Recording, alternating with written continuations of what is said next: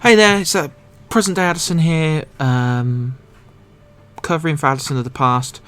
This is my episode of Loremaster. This is an ode episode because the Loremaster guys were really chill. Jonas, who I'm in this podcast with, was great. It was a great down conversation, but unfortunately, as I went to edit this and get on with everything, my wife went into premature labour, and Tiny Furbolg arrived, and he was premature, so we had to spend time in the NICU, which is the like intensive care unit for premature babies, and then we've had to like look after him and raise him as best we could. So we became parents, and things ran away from me, and I wasn't great at continuity anyway, and I'm just very well unorganised, and so I never got back to this. I found the files on my old laptop when I was moving to my new one, so I thought, you know what, I'm going to edit it up. Jonas was a guy.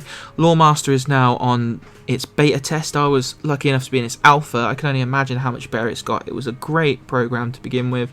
Hopefully one day they'll let me on again, and I can do another like full episode on it, or do a bit of a stream on it, or a video.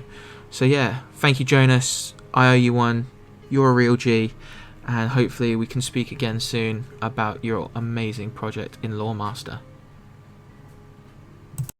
Hello there, whoever you are, wherever you are, whenever you are. It's me, Addison, your favourite friendly furbolg who hangs around the internet, and it is another episode of The Pod of Many Things.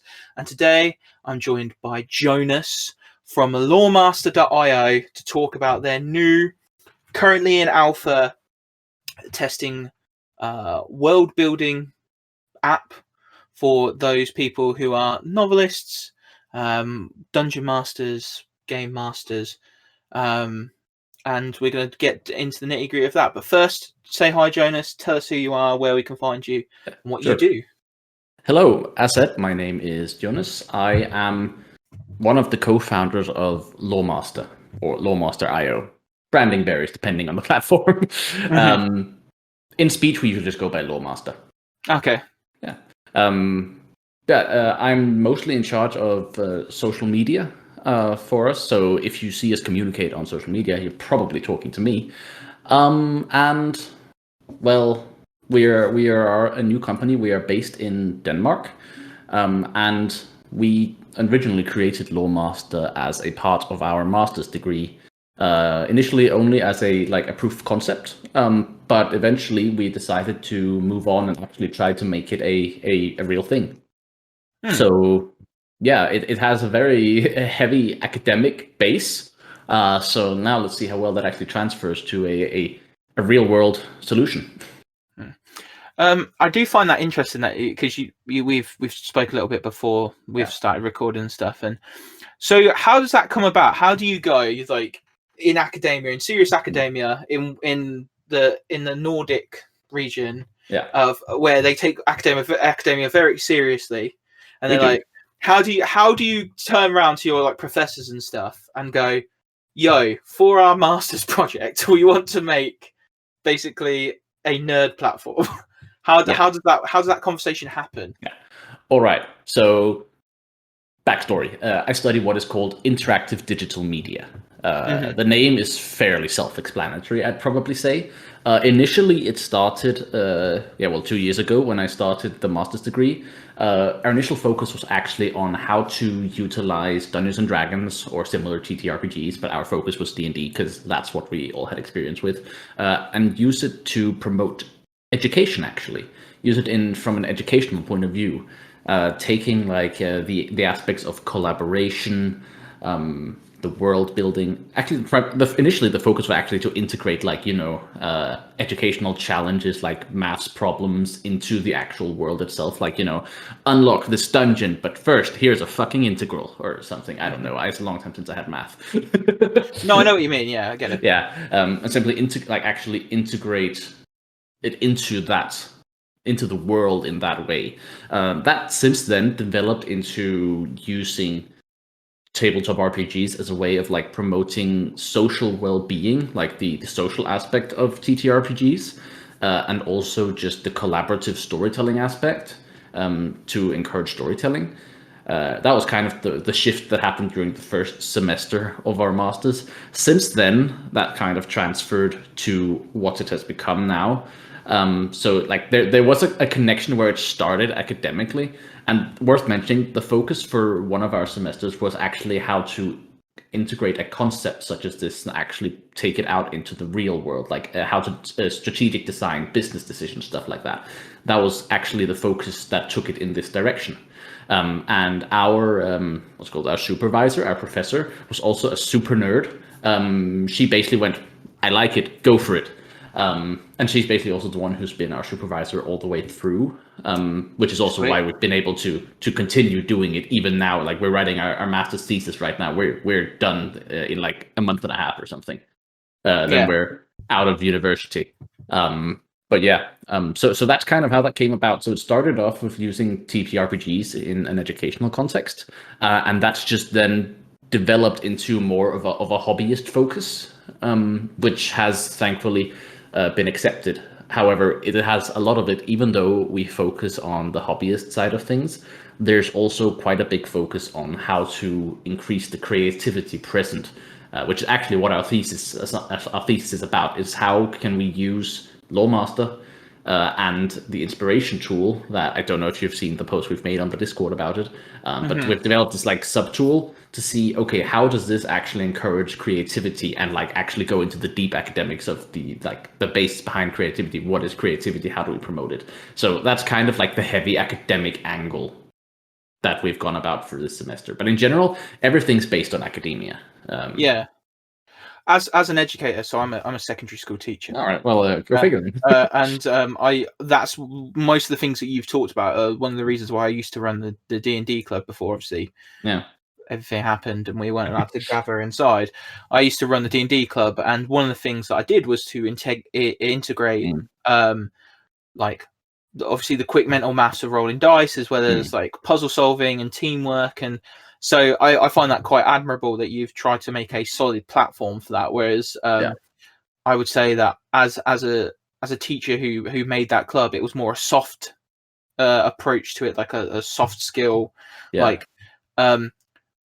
so I might add allegories. So these goblins have enslaved people. Is slavery okay? Yeah. No. Okay, we need to what if they're evil? Yeah. yeah. And so the idea of that cooperation in education and encouraging creativity, like going through making their characters with them, having them like think about motivation and how motivations change. That's a really cool aspect of Loremaster that obviously we wouldn't know without asking you. Yeah, of course. So and I think the inspiration tool is interesting. What I've read about it, the fact that you're trying to see like almost like metacognition of like what is creativity and how does that come about, and like what stimulates us to be creative, as well as when we create something, what makes it creative. So there's that is really cool. So so you've created Loremaster, you're as a company, you've then created this platform, this world building platform. You've made the objectives of it to like define creativity and integrate some sort of like creative process, like collaborative storytelling and stuff. So in terms of like Loremaster, everybody's going to turn around and be a bit like, but we've got things like World Anvil, and we've got like Obsidian Portal, and we've got like wiki like chains of people who have gone bit above and beyond and made their own wikis for their stuff. What have you as a team done in order to make Loremaster different from, say, World Anvil, Obsidian Portal and stuff? And what are you going to hopefully try and incorporate in the future to keep making it a bit more unique? So basically, one of the reasons we actually ended up after this initial focus on the educational aspect and then moving on, one of the main reasons we decided to go this way was also the fact that, I hope no one from World Anvil is watching this, but we thought it was a bit crap, to be completely honest. It just wasn't user-friendly or intuitive in the three of us's opinion. There's a lot of criticism about that, so I don't think you're alone. I've never used World Enfield. Like, I've tried to use it like the free version, and obviously there's a lot of like paywalls and stuff, as you would for those sorts of services. Yeah. So no, I don't think you're alone in that. But if you want to sponsor, like, I'm here. Yeah, but no. So basically, what we wanted something that was just more intuitive and more customizable. Because one of the things that we found out through various interviews and surveys through dungeon masters and other world builders was that a lot of people defaulted to just using either like Google Drive, and so they could customize their own folder structure and like with docs and everything, or Microsoft OneNote. Because again, there's a high degree of customizability with how you organize your documents. So what we wanted was to basically go with these two things: something that was very intuitive to use, and also something that had a high degree of customizability, so that you can, primarily in the field of how do you organize your documents. Because I mean, again, you've seen our program. Fundamentally, it's just a folder tree. That's basically what it is. It's not that complicated, but that's what people want. They want simple documents that they can organize how they want. Ideally, then gathered in one location instead of having, like, imagine having a Google Drive folder with a massive folder structure and Google Docs everywhere. It's going to take forever to navigate. So we wanted something that was also quick and easy, responsive. And my experience with World Anvil is the same. It takes forever to navigate from one thing to another. And sometimes if you're sitting in the middle of a session, like especially now in these days of like online D&D, like sometimes you just need to snappily find, okay, crap, they went a different way than expected. Where's that stat block? Boom, there, done. And I feel like that's something that we wanted to do, and also something I feel like we have achieved with Loremaster. So that was kind of the main focus. Basically, it's, again, to sum up how you ask how it differs from World Anvil and Obsidian Portal and the like. Again, in summary, it's not that different. We're not trying to be different. We're just trying to be better. Yeah, and that makes sense. Like, when you think about like how you, as a DM, I'm kind of old school and I do pen and paper still when I come to that thing. But obviously the rustling of pages and whatnot. But one of the things I do like about the interface for Loremaster is the fact that it's so well compartmentalized. Yeah. In terms of like, here's your world main theory. So this is where like you're going to put, this is the planet. This may be a little bit about the solar system, and then you've got things like characters, so locations, specific locations. Your magic system's going to go in your, like, those are all in the right place. Whereas on World Anvil, you have to like make little folders and then go and find them and stuff like that. Like, so there's also the addition of, like you mentioned, the existing sections now. Those are just the standard default sections. There's also the option of when you create a world to customize those entirely, if that's what you prefer. Yeah. Again, well, the one of the main, of course, we provide a framework for the people who might not want to customize that much, but the main strength is the fact that you can set this up however on earth you want. Yeah, but I think that your understanding of what people want is evident from your default settings. Like, and through what's obviously your research and stuff, has, like, these are the things that DMs and world builders or novelists and people like that want. So we need to make sure that they at least have these things, and then if they want to customize it, then they go forward. Because, like myself, I've not used many online world building tools.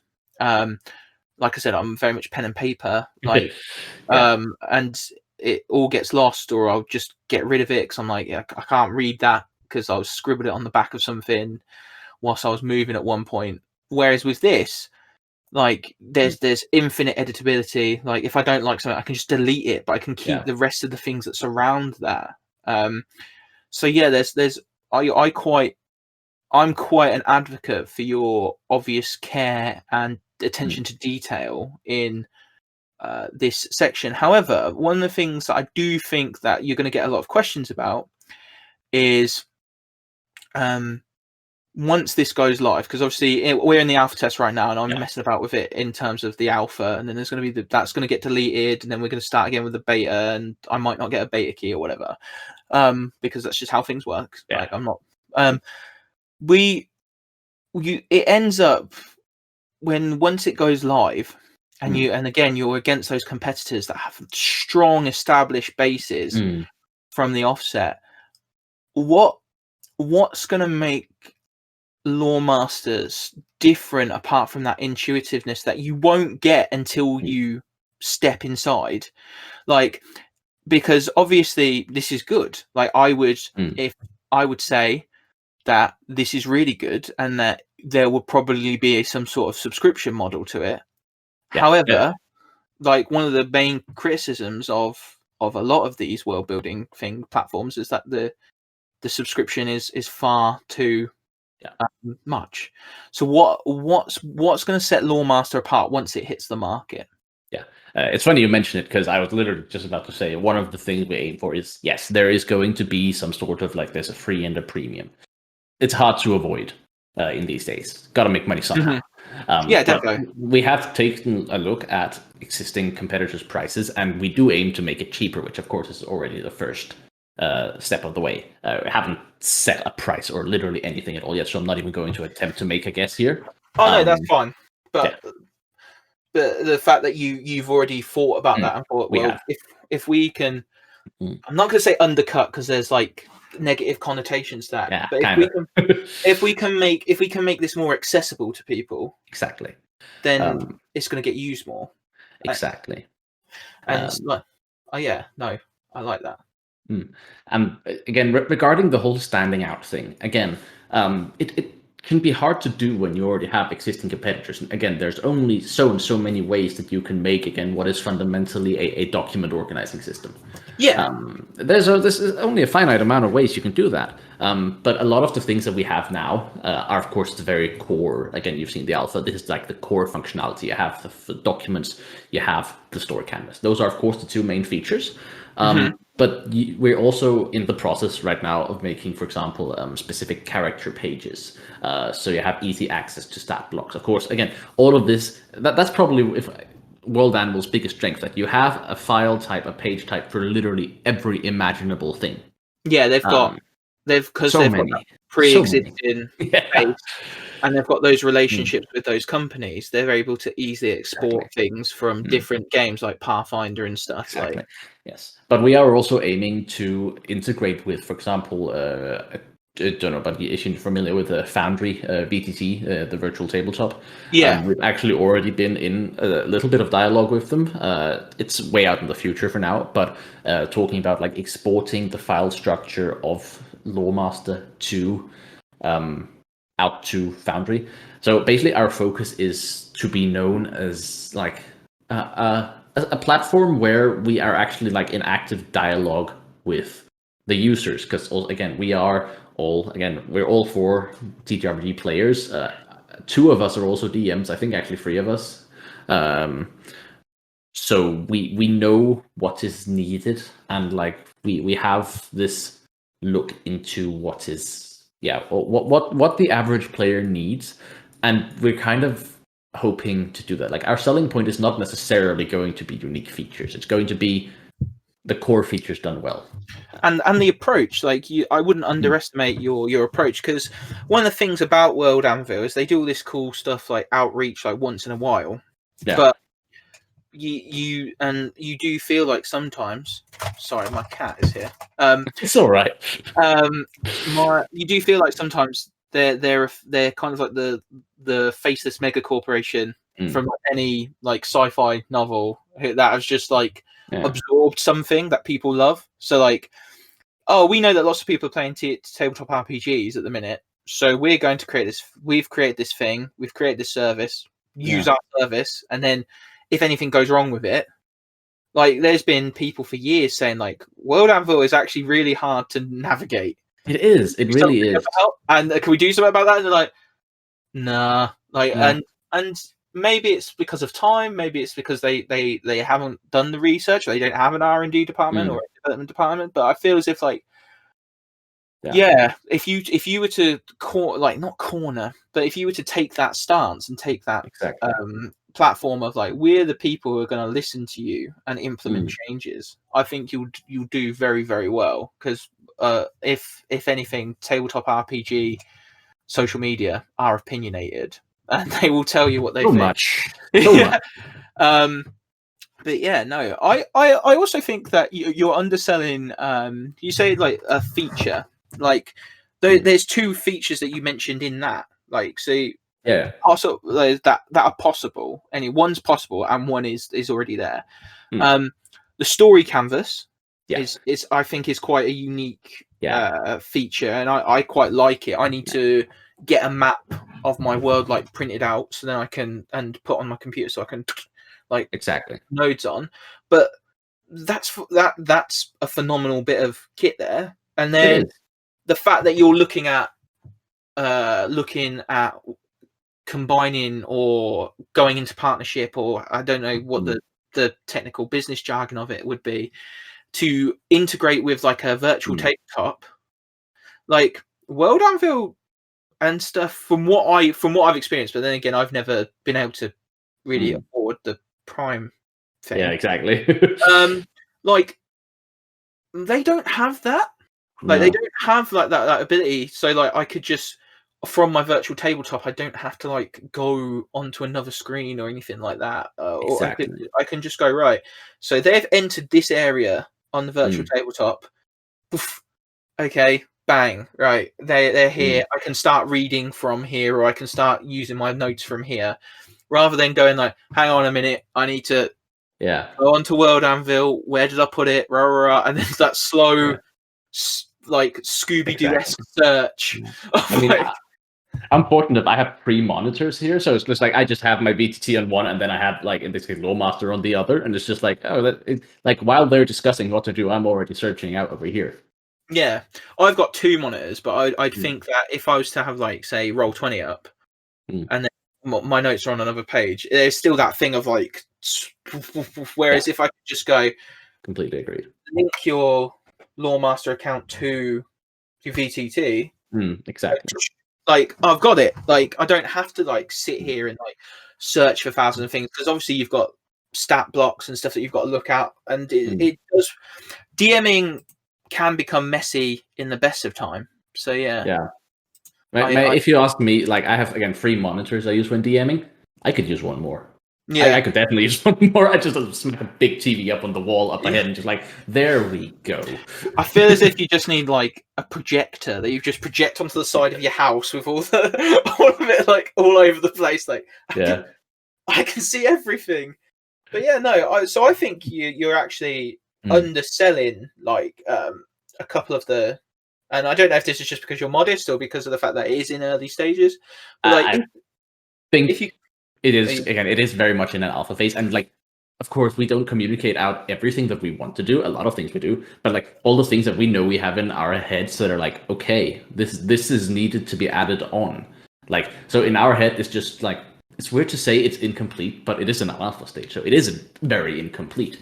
But that just means that compared to the final version that we have envisioned will hopefully come at some point, it is not great. So but you're right, maybe I am underselling it simply because I have the inside perspective on what it's meant to be, what our vision is.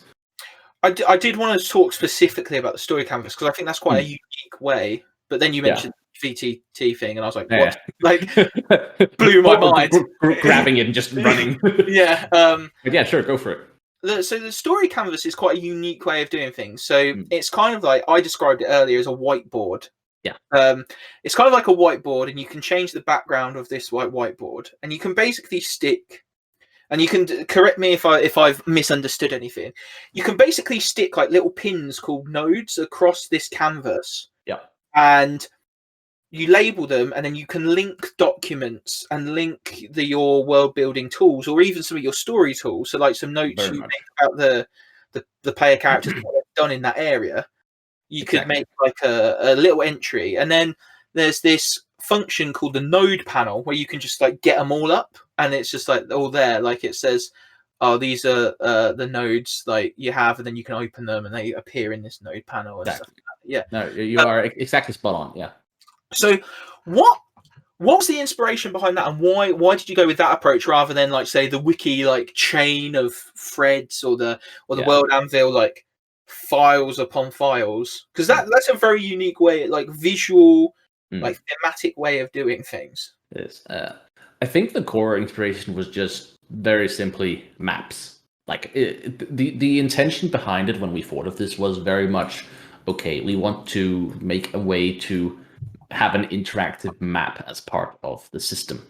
And of course, this is DMs love a map. exactly, we sucker for maps. So this was obviously the starting point for the story canvas feature, and that has then since been expanded. Again, this is probably still going to be the main focus, like a fully interactive map, because as you say, like you can make these nodes. And then you can link pages to them. Like I'm currently just while we're talking, I'm playing a campaign in Wildmount, from Critical Role. Yeah, I've got that. Yeah, and I play in campaign for that with my wife. Yeah, so for example, I have the capital of Rexentrum with a node, and in there I have both like a description of Rexentrum. I have notable locations, like if I need, when they ask, is there a magic shop? I can just quickly click that, go yes. Specific NPCs. So instead of having it all in one document, it makes it very easy to divide it. That's an interesting point, actually. I never thought about using it for existing things. Like, so literally, like, because you have all the maps and stuff, like, available. Like, not all of them, but some people have made, like, fan ones. So you could literally make Wildmount, Taldore, Exandria, Ravnica, wherever you're playing, in there. And then just have all the information instead of, like, it's on page 195. No, I'm going to be completely honest. Like, I primarily, actually, like my own campaigns, at least for now, actually both my campaigns are in Wildmount currently. So I've basically just recreated the information that comes from, like, Explorer's Guide to Wildmount, and smacked it in here, plus a whole ton of, like, NPCs from NPC generators, shop generators, stuff that you need. Like, actually, that's primarily what I use it for, at least currently. That is simply an existing world, Wildmount in this case, and using that as my reference tool while playing. Yeah. But of course, and it can be used for that. Of course, the intention is still to create your own world, go figure, right? But it's still very much usable for this, and like you can do Wildmount, you can do the Sword Coasts from the Forgotten Realms, Ravnica, as you mentioned, like plenty of options. But yeah, that's actually primarily what I use it for personally in current stage. And that's a good feature to talk about, because like a lot of people, when they start creating their own worlds, it's an intimidating thing, and it gets a bit clunky, and you get to that point where you're like, oh, I'm done with this. This is dumb, sort of thing. And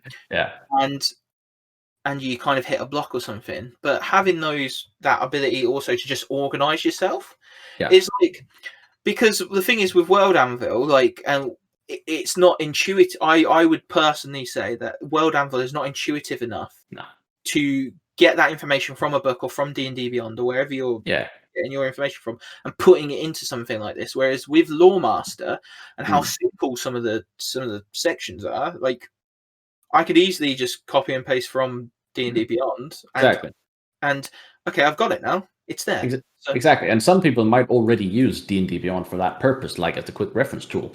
I just don't feel like D&D Beyond search feature is very good. Just to be blunt. I'd rather spend the time of converting it over to putting it in Loremaster, but it doesn't take very long. And then also having the ability to add like all the NPCs and the shops, the stuff that isn't pre-written in Explorer's Guide to Wildmount. Yeah, and because unfortunately so if you don't know how D&D Beyond works, getting all like your shit for like spells and character classes is actually really easy because they have their own sections. Yeah. But once you start getting into book material, you basically have to e-read the book. Yeah. And the search function in that isn't very good, like you said. Like, you can literally search for Rexentrum and it will ping you every time that Rexentrum's mentioned, rather than like the page with where Rexentrum is described. Exactly. So whereas if you just take that and pin it on a node on your map, that's there. And like I'm guessing as a DM how I would use it, and you would always have your story canvas up. So I can then just click node. Like, and blah blah Exactly. blah. So yeah, no, I think it's a really good like program and app that, again, if it's affordable, like you could easily have like a lot of people, and with that story canvas as well, that like almost, I don't think it's an entirely unique feature, because I think like World Anvil has Yeah. something not similar, but they have like a thing where you can They have a like, map with pins. yeah, they have a map with Yeah. pins, Mm. but like it's again that intuitiveness of like it doesn't always like go where you want it to go and stuff. Exactly. So like I think that if you can make it so simplistic, and not, that's the wrong word, like if you can make it so intuitive, Yeah. like I mean, people will switch. simplistic isn't a negative term in our book, to be completely honest with you. Like, again, that is what we're going for. We're going for the simple core features done well and Yeah. intuitively. So yeah. No, okay then. So yeah, if you can get to the point where it's so simple, I rate you could, and obviously this is a long way off, you could have people convert from these more less intuitive and more complex and bulky systems Yeah. to this. So I'm definitely for it. I think you shouldn't undersell what you've got even in alpha stage, because like everybody, we're talking from alpha material, but when your alpha seems this good, and you're taking the feedback that people are giving you well, and I watch the Discord. I don't very often partake, but I watch it because I'm like, as like kind of like a pseudo journalist, it's interesting to watch companies or creators and stuff interact with their bases, and sometimes they're not that great at it, but you guys seem to be like, yo, okay, Yeah. on it. Like, Exactly. so yeah, no, I think that if the alpha is already like this well presented and just needs like polish, once you get to beta, then in beta most of the time we're like 90% of the way, if we're talking in Exactly. gaming terms and stuff like that. So I rate with if it's this good on the alpha build, then probably by beta it just needs polish, and by final release you've pretty much got the same thing that you had in alpha, just with all the recommended changes and the polish that's needed to make it like functional for a large user base. So Exactly. yeah, no, I think Loremaster's pretty cool. I don't think you should undersell it. So in terms of like the alpha and how that's going, how do you think the alpha's going? Because obviously, from my standpoint, I'm very much from the outside looking in and saying, "No, it looks good." But how have you, as a team, as a development team, looked at the alpha? What's one of the things that keeps coming up? Like, explain that to me. Yeah. Well, one of the things that, like, first of all, like, it seems most people have received it extremely well. So that's always positive. I think if I had to select one thing that like people are consistently mentioning, it is that even though we have quite a lot of features, some of them are hidden. They again, it's one of those things, like, it's intuitive once you know it, which then makes it not really that intuitive. So we definitely have some UI tweaks to make. Another thing that we really want to do is these, like, right now, like, you have on your pages, the lore pages with the text, you can connect other documents or other lore pages using the node panel, similarly to in the story canvas. What we would want to do at some point is to enable like inline links. So, you know, instead of having to navigate out to the the node panel and select a different page, you can just click it in text and it'll just pop right over. Yeah. And that is something that we have discussed early in development, but due to the tech behind that we're using for our text editor, for some godforsaken reason that I can't explain because I am not the technical developer here, that's just not possible. So that will require a larger rework that will come eventually. Yeah. I will personally go on record and say, by the time this release is in full, there will be inline links, but we don't know when it's going to be. Yeah. Because it's something we really, really want, and it's something a lot of people have requested.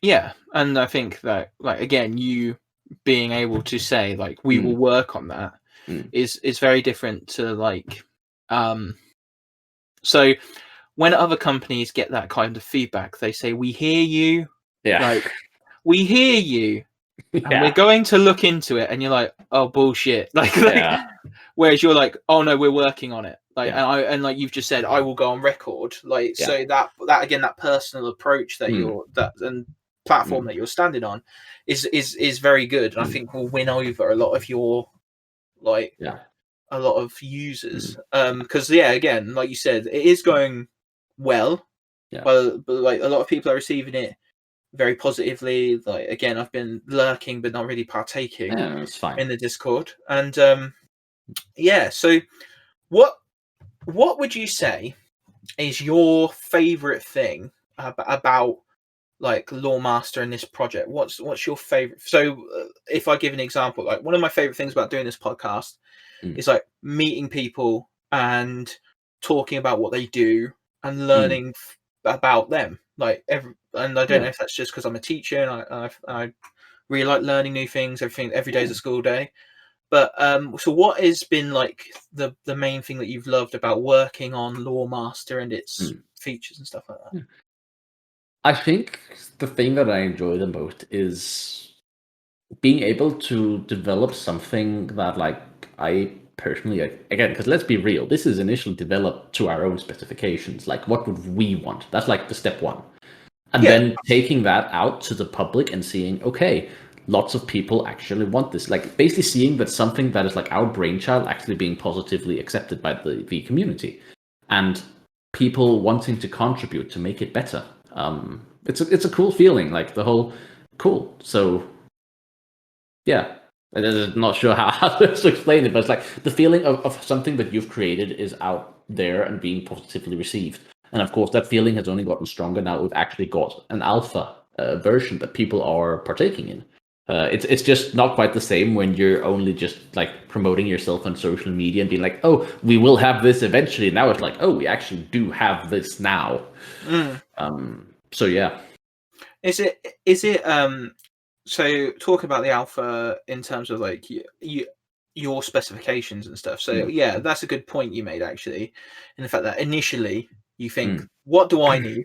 Exactly. And you give it to other people and they start telling you what they need for it to work for them.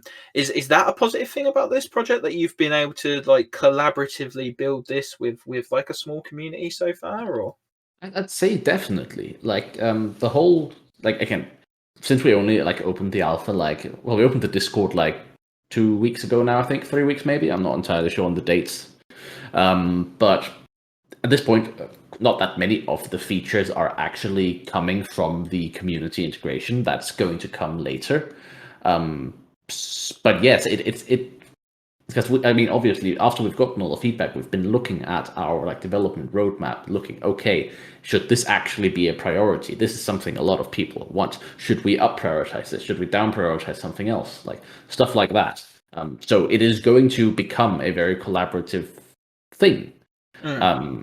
That, of course, then also ties into the negative, which is time, because we're all students and 3 of us are finishing this summer. We don't have an income from this yet, so we're going to have to go out and find a full-time job and still find time to work on this. Yeah.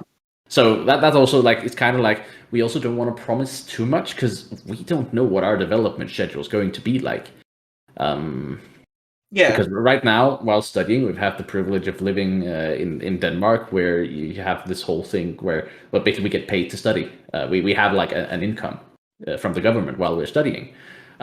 That's going to go away, and we have to go and actually get jobs.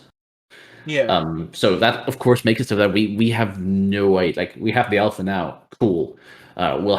We're aiming for a crowdfunding campaign sometime in the late summer, fall-ish area to hopefully be able to gather some funds to work on this full-time for at least a little while, and hopefully at least be able to launch a product of sorts. But you never know how these things go. Like, it's hard to say. Yeah, and like a lot of people are gonna be like, "What? You get paid to study?" And like, oh yeah, it's very nice. Because the I'm gonna say Nordic again, but if that's not correct. No, it is correct. Nordic, Scandinavian, whatever. The Nordic countries take education very seriously. But then once you get that education, they also expect you to go out and work and contribute and work hard. And like there's jokes in the fact that it's almost like so in Germany, which is nearby but not the same, like they work their exact shift, like, and in Denmark and stuff, it's kind of the same sort of thing. Like you work hard for the time that you're contracted for, but then you get to party hard. So your idea of like you do this on the side, you don't want to work hard in your job and work really hard like you're expected to do, and then come home and be like, right, better open up Discord and see what people are moaning about today, because like eventually when you get to a big company, like that's always going to happen, isn't it? There's always going to be someone who's unhappy and making quite a lot of noise about it. So I can that's already happened for us, don't you worry. That's gonna like, and I just think like people just in terms of everything, like they need to be aware of that. And so, but no, I think that you're being very sensible in the fact that you understand that the student lifestyle isn't forever. You're gonna have to go get a job, and it might be the way it is for a while, or if you can't fund like with a crowdfunding source or whatever, like the ability to live, because I'm guessing that what would the four of you like move in together or something and do this, like to make sure? Probably not. Most of us are in committed relationships, so makes sense. Unlikely. But that's fine. I get your point. But I think honestly the plan is because again we live in Denmark, and in that case we are very fortunate to do so, that there are so many like government programs to help, for example, startups. Because we are also aiming to, because again there are some government funded programs for startups that are like basically, okay, you get half a year to work on this. We will pay you, I don't know, 10,000 Danish crowns per month in the meantime, which is like, I don't know, £1,000 British or something, 1,100, something like that. So it's not much, but you can pay rent and you can buy food. Yeah, you can keep the lights on. Exactly. So that's something we were also looking into. Of course, as luck would have it, it looks like that program is being shut down this summer. So get fucked. But we'll figure something out. One way or another, like we definitely want to work on this. Right? We want to make this our primary source of income. The question is just how long that can take. So we've talked about Loremaster, which is this world building tool or world organizing tool for DMs, novelists. Because I think my primary use for this would be as a writer. Yeah, like it's also completely fair. Which World Anvil also promotes and stuff like that. Like it's not just for DMs, it's for novelists and everything. But I think one of the things we need to look at for a little bit before we end is like the skills that are needed for things like world building. Because world building, a lot of people I think wade into it like, yeah, this is easy. I can make up shit on the spot. Like I can make up and then then they actually get into it and they're like, oh, the web I have woven is far too like complex and weird, and I don't know where this place is anymore. Exactly.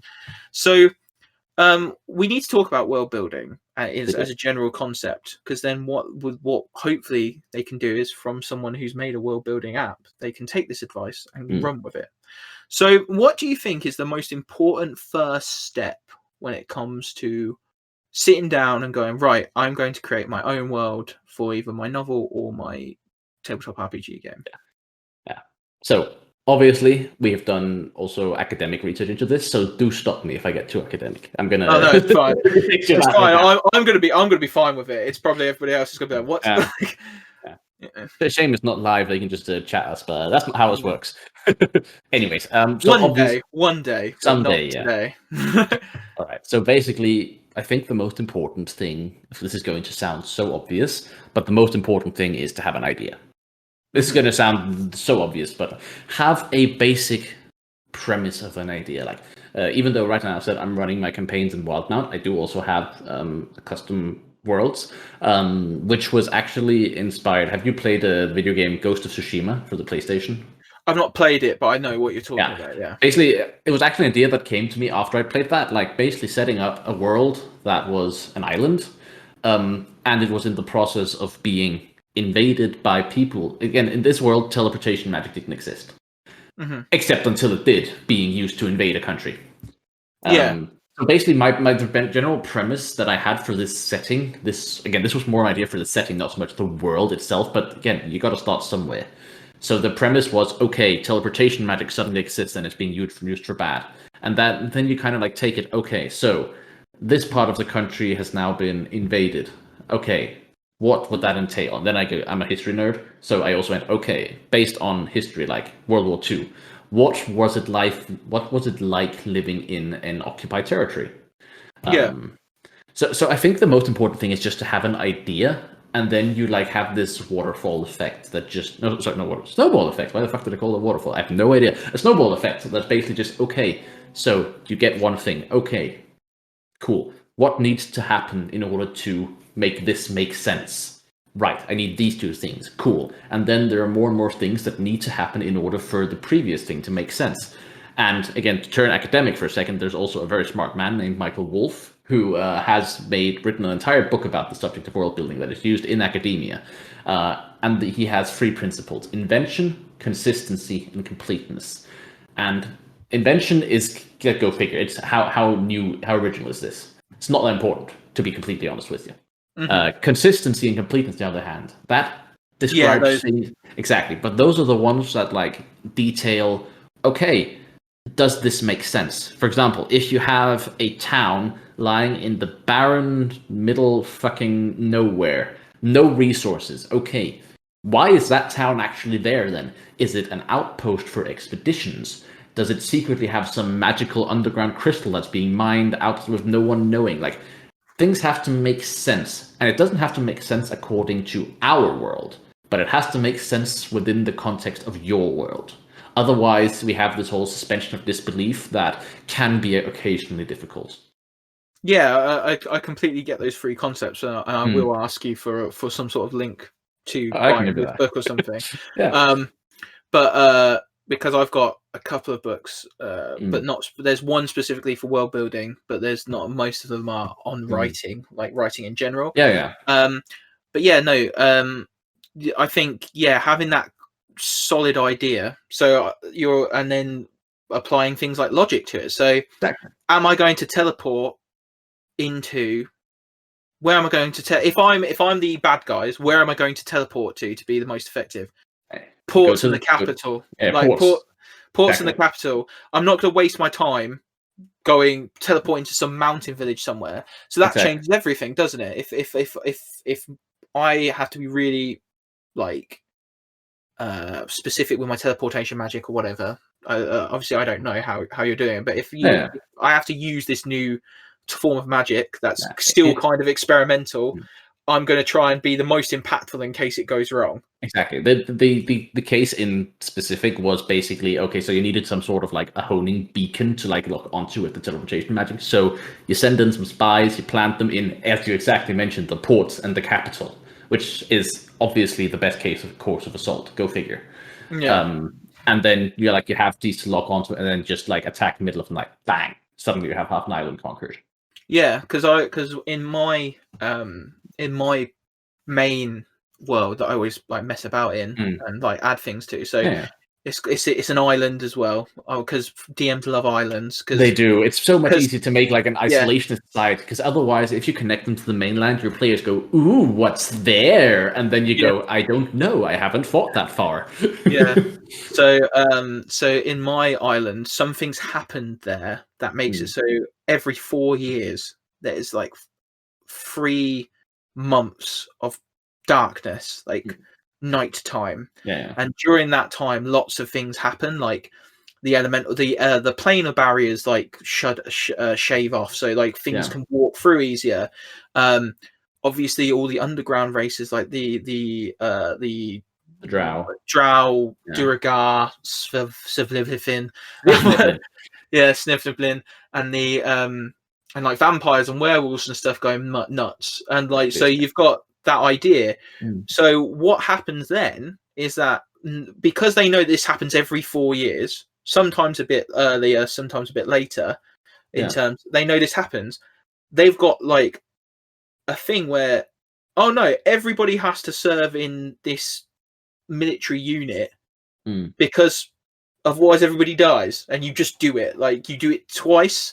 So you serve 8 years in the army, starting from, and you can be conscripted if nobody volunteers. So and so every campaign I've ever had,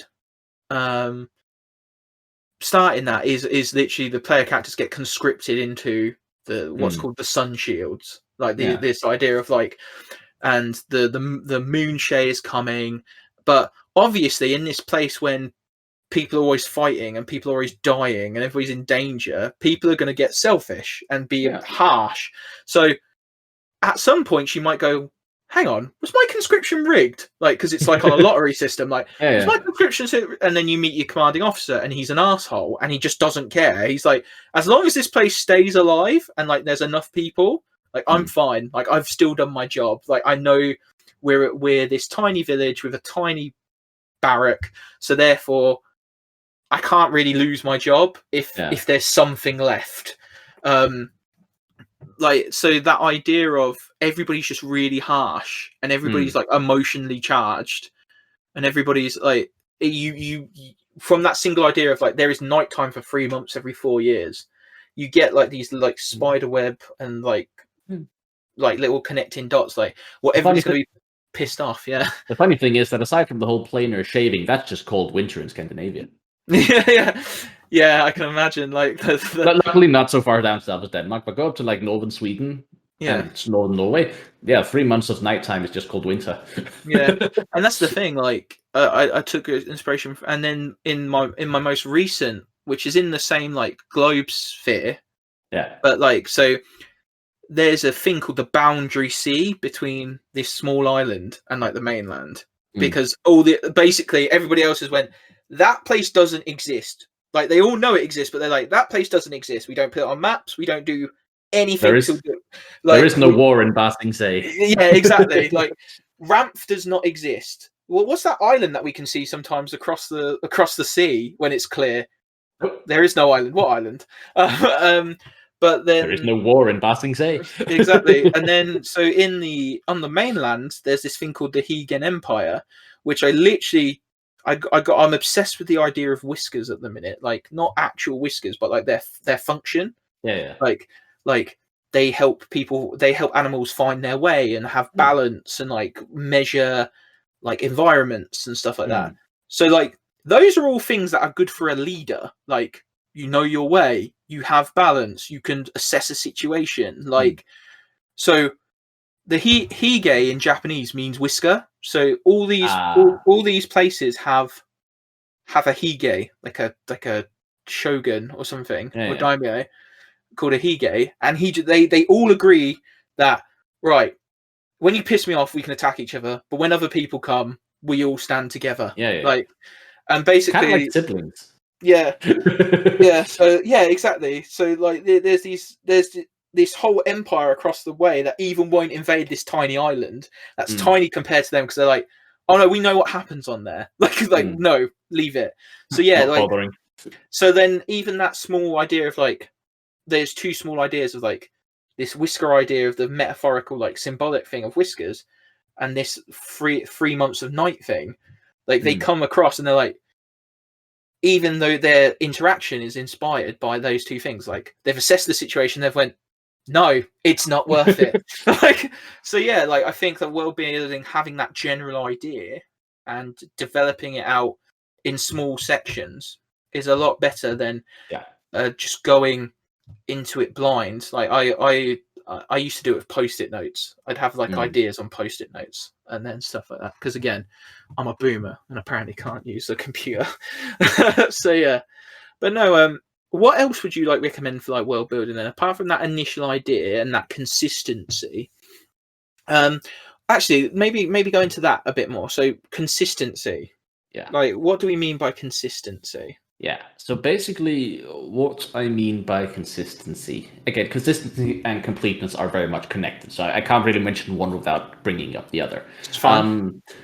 So basically, the thing about, again, let's just start with the completeness because that's kind of the base, is, for example, okay, so there's this city.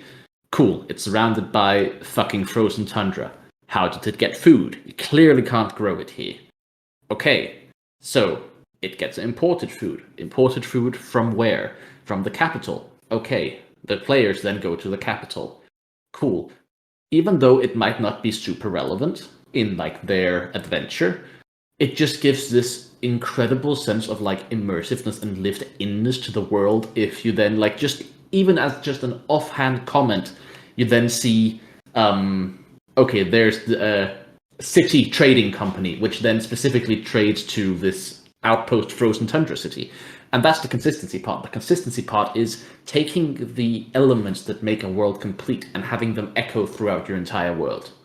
So basically, consistency can also just be something as simple as keeping in mind, like, if you at one point, it's actually a mistake I made in my own campaign the other day. It's consistently, at this point, it's winter. Nothing's magical about it. It's just winter. And I was describing a town to them, and I mentioned apples on the trees, which obviously makes no sense. It's the dead of winter. So you know, it's just something. It's just something I realized afterwards. I was like, that doesn't make sense. Why did I say that? So that was for my example. That was like poor consistency, and in the end, makes no impact in the world whatsoever. But it does at some point. It makes you break from the immersion, and just go, wait, what? So it's important to keep in mind that these various things interconnect. And of course, they're not the most important thing about world building by any means. They're relatively small details. But once you have your basic world lined up, they can just give this impressive amount of, again, the suspension of disbelief, the immersiveness can just get shot up like 10 notches by keeping stuff like that in mind. Yeah, making your world seem lived in and like it lives on without you. Like, so like in the real world, we know that things go on. There's a shop down the road from me that people are buying food from. I don't need to be in there for that to happen. Exactly. If everything seems complete and consistent, then you have that feeling of like, I don't need to be in the city to know that things are going on there. And then once I go back, things might have changed. And again, if I mention my Ramp example, like everybody is affected by the moon chain the same way. Like everywhere gets attacked, everywhere. And obviously certain places are defended better than others. Yeah. Because towns versus cities and all that. But everybody's still going to have lost people and like have been affected. So I can't have it so that you just wander into this village one day and they're just like the happiest people in the world. Wouldn't make sense. It wouldn't make sense. Like for some of them, their dad died last year. Their mother died 4 years ago. Like it's not, and yeah, it wouldn't make sense for that world to be that way. So you need to be consistent and have that complete, like, oh yeah, everybody's affected by this, but obviously the cities will feel different, and they will have more people on the streets, and there will be more people willing to volunteer. And I mean, you can draw parallels to the current pandemic. I mean, thankfully Denmark has done pretty damn well, everything considered. But at the same time, we still have mandatory masks when we're out in public, when we're inside out in public. You know what I mean? Not necessarily just walking around outside. But like, it wouldn't make sense if you just suddenly walked into a village in your world. If, like, say something similar was happening, and they're just like, "Oh, you have no mask. Why the fuck do you have no masks?" Unless, of course, there is a very specific in-adventure reason for why is this village suddenly immune to an illness. Yeah, exactly. So, and I think that's really important because when sometimes more railroady adventures, and I do this sometimes, things don't happen unless the PCs turn up. Like, and that's just how you DM sometimes. But if you've got a bit more of a sandbox, they've got to feel like I want to go there because I think something will happen there. If you describe to them a city and and then you get there and if it's a bit drab and boring, they're not going to ever want to go to another city because they're like, well.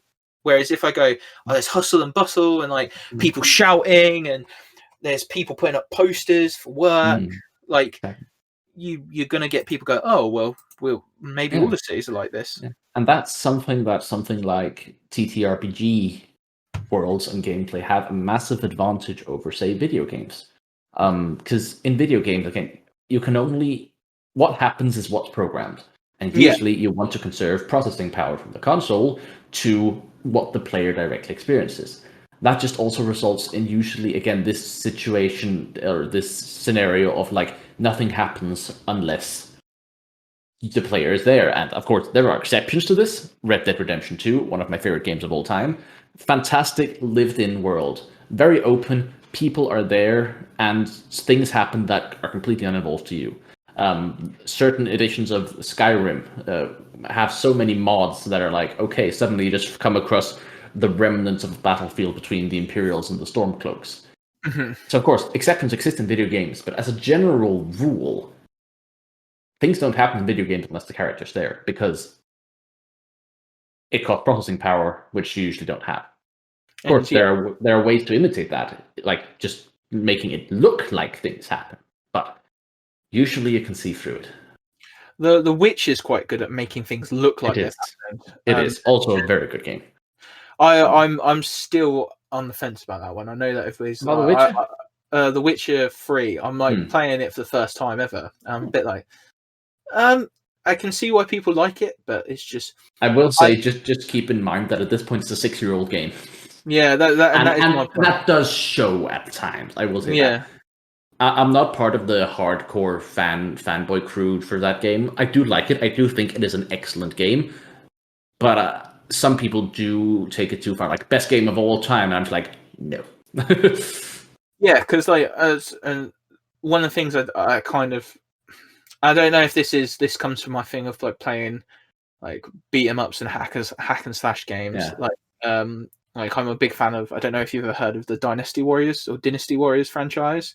Yep. It's basically you're one famous general from either samurai or Chinese history. You just decimate a battlefield for like it's the ultimate like press square and win game. And and because of my job now, I do sometimes struggle to like play these more intense games. So I'm a bit like, you know what, I'm just gonna put this on and veg out for like an hour or two and then go to bed. But with the Witcher, that's a really good example of where they try and make it look like things have happened, and like the way you have to slay monsters kind of has that, like, I'm not going to call it an illusion, but like somebody's had to do this research, like someone's had to experience this, therefore even though the only reason this thing has appeared is because Geralt is in the vicinity, these things exist elsewhere and people have failed to kill them, and people have found the optimal way to kill them, sort of thing. Whereas, like you said, with Red Dead Redemption, like random shit just happens like that. There's there's a famous example of like a convict or something. Like there are multiple. There's like. Yeah, but there is one where you basically come across two inmates who have escaped from prison together, and they're like chained together, and you're just like they're just chilling somewhere out in the middle of fucking.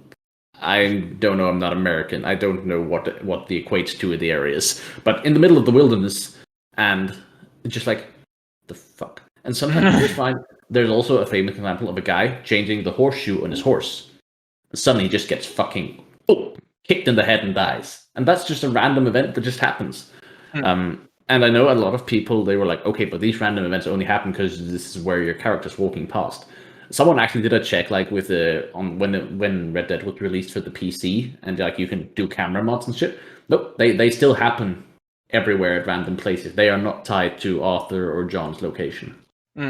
So yeah.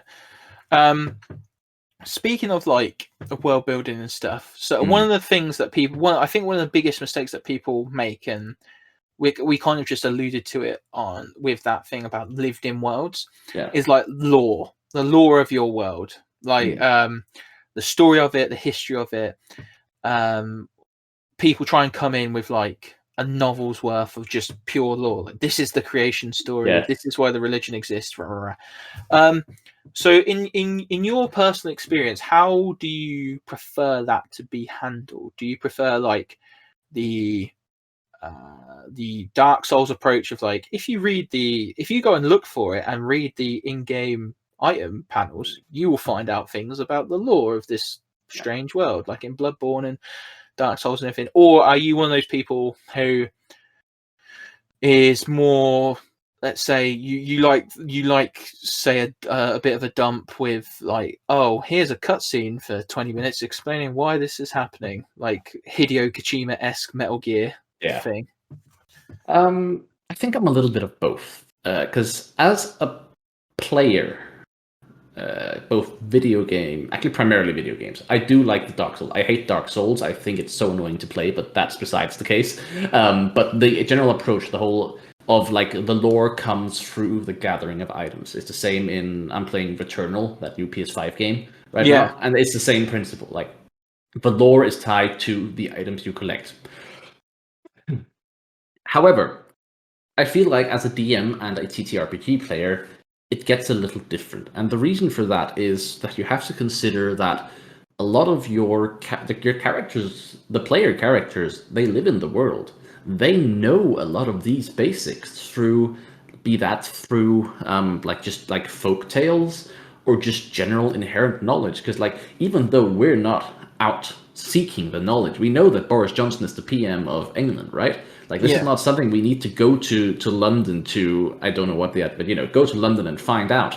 This is something that you just inherently know. So I feel like there needs to be a middle ground, especially with TTRPGs, and a lot of that can be accomplished just by having a, like, in Wildmount's case, it exists, Explorer's Guide to Wildmount, but just like having even it might be 5 or 10 pages, it might be fairly long, but like probably not longer than that, else it gets too much, but like of just having these things that your characters would know about the country, the political relations, the various factions. Because again, like, think about the real world. We know about things even if we haven't directly encountered them, and that should be reflected in the in your TTRPG. For example, mentioning Critical Role again, I personally, during the first quite a few episodes of the campaign 2, I was like, a lot of the times when Matt Mercer was telling them things, and I was just like, wouldn't your characters already know this? And I'm like, I get it, because it means that he can like develop the world as they move along, so you don't have to have everything ready from day one. But at the same time, I was just like, some of these things I feel like the player should know. And I know it's different because it's a TV show, a podcast, right? It's people are watching. The people watching need that exposition, right? But when you're playing in your own private game, I feel like a lot of things would need to be basically given as a lore dump, but in like as preparation to session 1. Like, this is what your characters would already know. So as part of session 0, as we're setting like your safety fundamentally, stuff, this is the fundamental knowledge that you have of the area. So you know that, for example, in the Hegen Empire ignores the existence of Ramp in my world with a vengeance. Like, they do not want people going there. They do not want people to find out that it exists because of the strange phenomena that happens there. And why is that? Okay, that's the deeper question. Exactly. Like, the question isn't that it happens. The question is, why does it happen? Yeah. So then you go and investigate. And for some people, it's like, well, we don't, because we think that if we go there, you might be able to bring it back or something like that. Or some, like, you'll have some people who have like a really almost unscientific reason. Like, what if you can catch the Moonshay? However, for others, it could be things like, no, it's just genuinely too dangerous. Like, the opportunity costs are too great and stuff like that. So, and I also feel like giving like such a, again, lore dump has a negative connotation, but let's call it what it is. It is a lore dump prior to session 0. It also gives the player characters so much more opportunity to integrate the world into their backstories. And personally, even though of course, if a player comes to me and says, hey, do you have any suggestions to your backstory? I will always help them. But personally, I would much prefer if this is a backstory that the players themselves have come up with and are involved in. So a good example of that is my wife recently. So usually I help her with with her characters. Yeah. But quite recently, in our newest campaign, it's been going on for a year. It's basically our COVID campaign. She made her character's backstory for the first time, like just completely on her own, and made up like this family, this like almost traveler-esque family.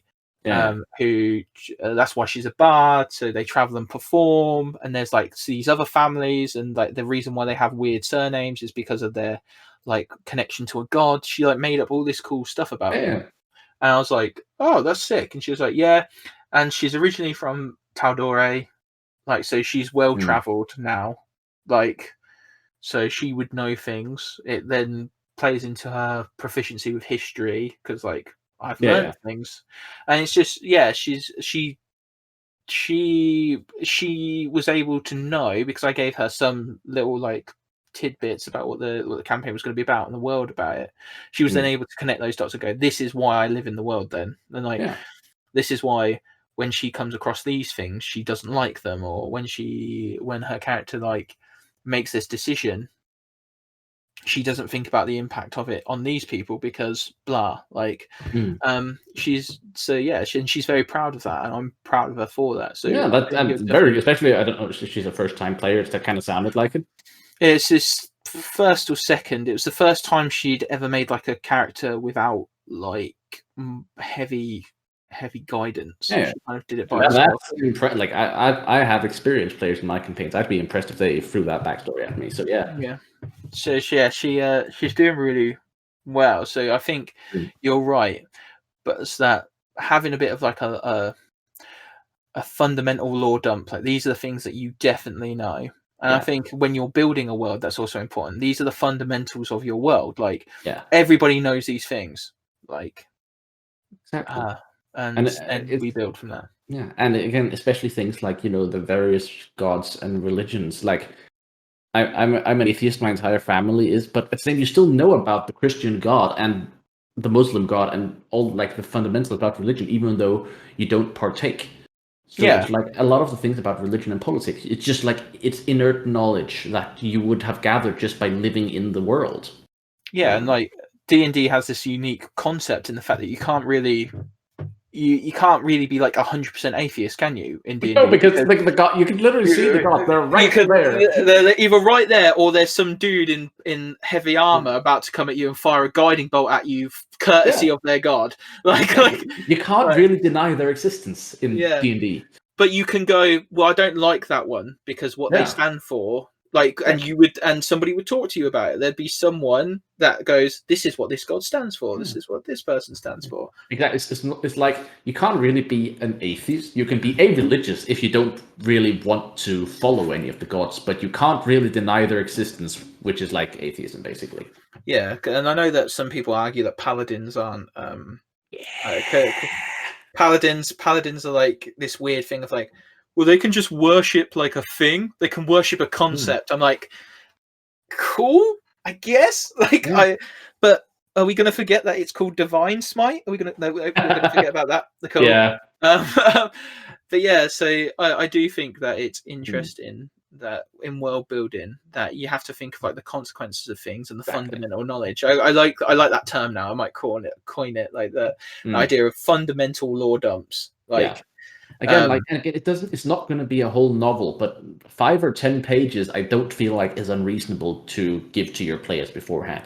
If they won't even read that, then perhaps I don't want them in my game, to be completely blunt. No, totally. And like I may never like give them a dossier, but like exactly. Here are some bullet points you need to know, and if you don't read them, you're going to be at a disadvantage. Like exactly. So for example, in Wildmount, let's say you're playing in the era, because you can play in multiple eras. You're still playing in the era with the Kryn Dwendalian War, right?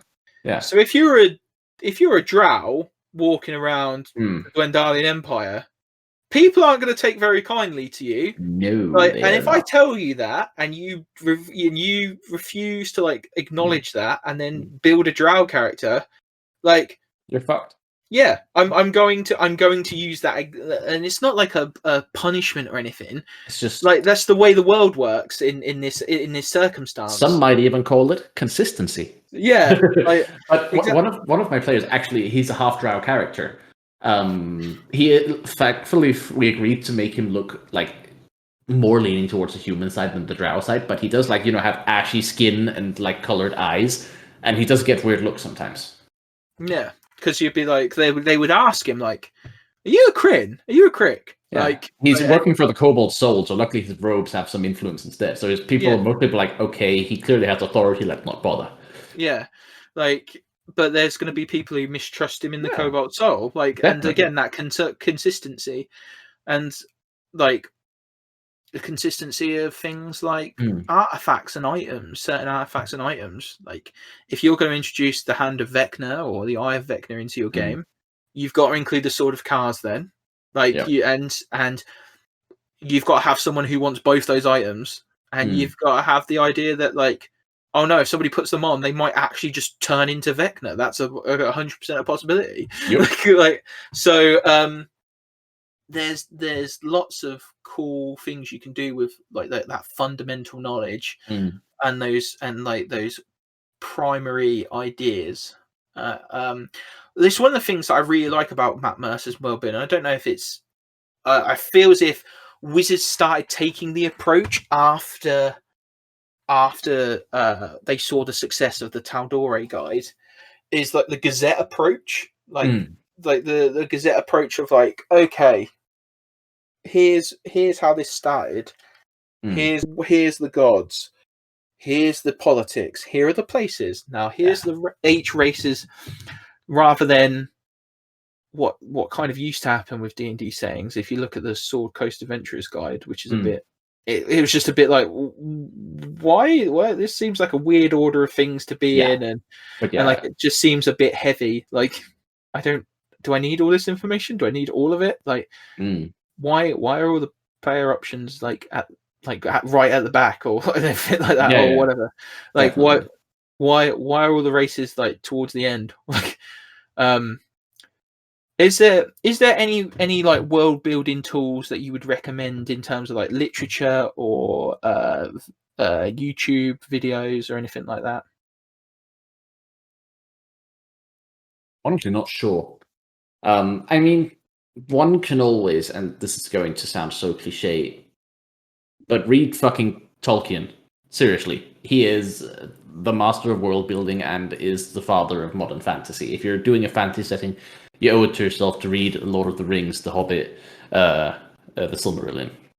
Like, and it's kind of cliche because everyone knows that, but it's true.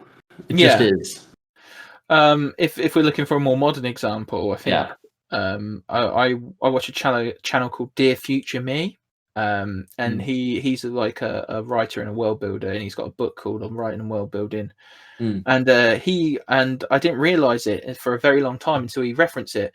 But actually, if you watch Avatar, like the world of Avatar: The Last Airbender or Avatar: Legend of Korra, kind of go, oh yeah, like and like the consistency of that world and the things that happen in that world, like it all changed when the Fire Nation attacked, and then you literally see that everything changes, like because you see people who are desperately trying to, and you never see what life used to be like before until somebody shows you, or you see like a remnant of it, and it's like, oh, and like, oh, okay, so there are also, by the way, these people who can bend blood, and it's not very good. Like, it's not a good thing.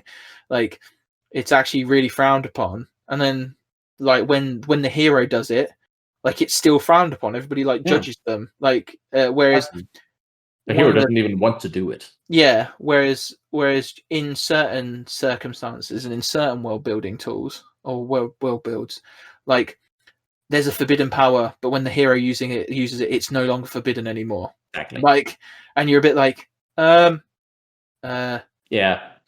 I think the last thing I would recommend is comic books. It are pretty good sometimes. They're not 100% consistent, but like, for example, if you're looking at like the completeness, like, for example, Black Bolt of the Inhumans, who's a character who has this really powerful voice that can, like, he can't ever speak. He speaks in sign language because even so much as like whispering can like decimate a building. And like, so the fact that all the characters around him have to interact with him via sign language and in a way that they have to understand him, because he's also their leader. Like, it's like, and like the fact that they even do like little cool things with like the speech bubbles when he talks. When he does finally talk, like the size of the speech bubble will be tiny, but the destruction will be massive. So then you've got that idea of like, oh, like scope of like his powers. Like, oh no, this is not going to go well if he like talks in his sleep. Like, he's going to cause damage. So yeah, I think that sometimes comic books can also give really good ideas in terms of like completeness. Maybe not consistency, but like the idea of like most of the time everybody interacts. I'm just thinking the MCU. It's great world building, but it is not always consistent by any means. No, yeah, because you've got like the Hulk, who can just do loads of stuff, and then suddenly he can't. Yeah, there are times where I just go, but you showed that 2 movies ago. Yeah. Also, let's not even get into the whole time travel in Endgame. It's my pet peeve. I'm not even gonna bother. Time travel's always a when you introduce time travel into your world in general. Like, I think even like everybody praises the Flash for time travel because of how the Flash deals with time travel in general throughout its whole time. But I still kind of think like, no, because then it's just like inconsistent / oh, let's reset. Like, let's. So yeah, I get that. I do understand that can be a bit of a ball ache. But yeah, thank you very much for coming on. There's one last thing I want to do with you before we do like our general outros and everything, because you've been here for an hour and a half. I don't want to keep you for any longer. That's all right. We have a thing on here called the Deck of Many Questions. Would you be kind enough to partake in that with us? Sure thing. So the Deck of Many Questions, for those people who are listening and for Jonas himself, is our basically it's our listener submitted or stolen from Reddit or stolen from videos assortment of random questions. And some of them are spicy, some of them are like completely stupid, like and inappropriate, and then others are like kind of insightful and helpful. And it's all based on a random number that you choose. We kind of have between 1 and 75, and you just get to choose a random number. You can roll for it, random number, generate it, however you want to do this, but it is up to you. Go for 27. Okay, so this is submitted by Paige, and this is one we've had, but I think it's always good to get different opinions. What makes a good player, in your opinion? What makes a good player, in your opinion? A good player is, first of all, I think, and this might just be my own impatience speaking, someone who knows their character. Someone, but both mechanically, but also role-playing. Like, how have they set up the character? And also just mechanically, okay, you know what your character does in combat. You don't have to spend 10 minutes looking through your spells. But looking aside from that, a person who is willing to engage in roleplay. Again, I don't think there's much better feeling as a DM than literally just leaning back in your chair and sitting there saying nothing for an hour because your players are interacting. That is good. Yeah. So again, I think that's a very cliche answer. I think it's pretty much what everyone would say. But a player who is very well familiar with the mechanics, of course, if you're new, that's different. It's okay. We all started somewhere. But the willingness to role play and to really live into your character. Is probably the primary thing. And I'm sure that other people have said that before, but it's just the truth. Yeah, that and like manners and stuff. Like, I don't know. Just consider that being a decent human being. So, but player.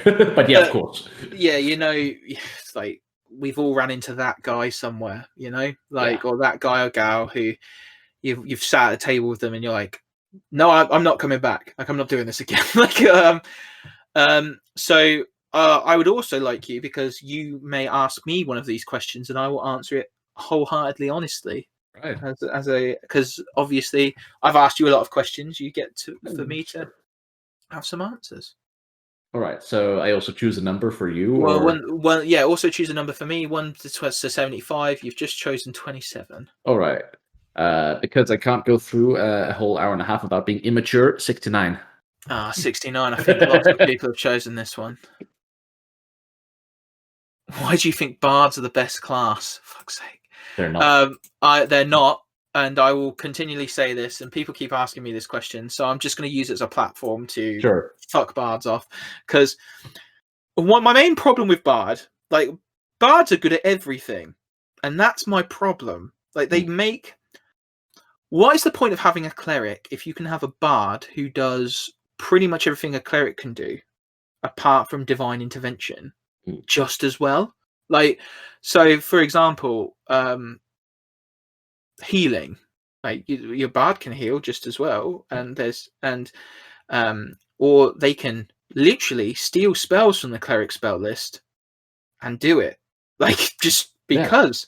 And then they get so many proficiency or half proficiency bonuses to things like like my wife, for example, can't on most of her charisma rolls can get nothing less than a 20 unless she rolls so if we say the average on a d20 is an 11, like, she is always rolling 20. I think for performance it's something like 27, like, and for persuasion it's like 22, like, because of the fact that she's got things for performance. So yeah, like, and what basically happens is with a bard is then the rest of your characters go speak to that person, like, and or go seduce this thing, and like, it's like, god damn, I don't want to do this. I just don't want this to happen. Like, why does it? But yeah, no, and this is why my wife chose her character to be a bard, was to purposely and expressly annoy me with, like, just, oh, somebody can make a history check if they're proficient. I'm proficient in that. What the fuck are you proficient in this? Well, if I'm telling stories, then surely I should know the history of areas. I'm like, fuck yeah, that's such a good idea. Like, and yeah, that just idea of, like, they can just do everything and make certain other people redundant really annoys me. Like, why would you be a paladin? Like, in my campaign, there's a bard and a divine soul sorcerer, and combined, they have each their strength. Plus, they cover the entire cleric field. Yeah, exactly. And that's like I like the divine soul sorcerer. Don't get me wrong. I think it's a cool one. I like the divine warlock as well. But, like, there's limitations to those. Like, they don't. Yeah. You would still, in isolation, you would still rather have a complete cleric, wouldn't you? Really? Yeah. Well, like. Whereas when you've got a bard who's like Mark, so this actually happened to me in a campaign. I met a character who I thought was a cleric for the longest time, and then he inspired me as a bonus action. And I was like, "You're a prick! I hate you!" like, and he kept going on about this Bible that he had, and he just thought he was a cleric. And but I mean, let's be absolutely real. If Jesus was a D&D character, he would be a bard, and nothing you say can convince me otherwise. Yeah, Oracy. Is it the Oracy Bard or Orator Bard? The one that came out with Eloquence. Eloquence, yeah. The Eloquence Bard, where you're just there, like, I speak to the animals and they just understand me. like exactly. Jesus Christ was a bard, and that is the end of that. That's the end. Like, yeah, and it's just, I don't like them. So yeah, you don't like bards, clearly. No, my favorite class is monk, and everybody's going to be like, monks suck. I'm like, well, you're obviously not playing them right, and that's your problem. I think monk's probably my second favorite. My favorite is and always will be rogues, just because there is nothing more fun than just popping out back and forth and doing sneak attack damage every single time. Yeah, that is annoying, but good at the same time. As a DM, and with my wife has a love affair with the inquisitive rogue, because of the fact that you can do that thing where you just get you just is it called insightful fighting or something like that? I have an inquisitive rogue in my campaign, so I know that one very well. So insightful fighter, everybody's like, oh, you have to roll every turn. I'm like, no, if you look at rules as written, you just get sneak attack for doing it once, and then the rest of your bonus actions are free. Like, like because so other people are like have like had to homebrew it so that they have to roll every time. And I'm like, Yeah. that kind of defeats the object of the. Yeah. Also, because it's not a very good subclass aside from that. Yeah. It really isn't.